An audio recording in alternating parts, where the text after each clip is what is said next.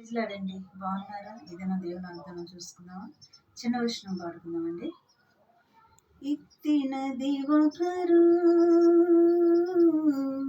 నీరు పోసింది వేరొకరు, ఎరువు వేసింది ఎవరైనను, వృద్ధి చేసింది నీవే కదా, సంఘక్షేమాభివృద్ధికే పరిచర్య ధర్మము నియమించినవే.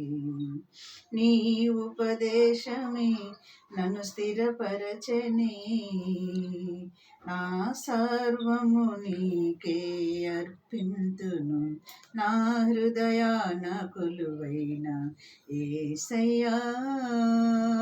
ఇది నా దేవుని వాగ్దానం చూసుకున్నామండి. మనం నిర్గమకాండం 14వ అధ్యాయము 13వ వచనం చూసుకున్నామండి. భయపడకుడి, యెహోవా మీకు నేడు కలగజేయు రక్షణను మీరు ఊరకే నిలుచుండి చూడుడి. ఇది వాగ్దానం అండి.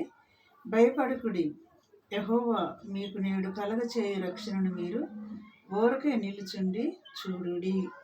మీరు నేడు చూసిన ఐగుప్తులని ఇక మీదట మీరు ఎన్నడను చూడరు. శత్రువుల చేతుల నుంచి తప్పిస్తాను, వారిని మీరిక మీ శత్రువులు ఇంకెన్నడూ కూడా చూడరు. ఊరక నిలబడి చూడండి నా కార్యాలు అంటున్నాడు దేవుడు. ఇది నా వాగ్దానం అండి. మరి ఇటు వాగ్దానం పెట్టి మనం ప్రార్థన చేద్దాం. మౌనంగా ఉండటమే మనం దేవుని ఎదుట మనం ఎదురు చెప్పగలమా? ఆయనకు చెప్పగలం. ఆయనకు సాటి ఎవరండి?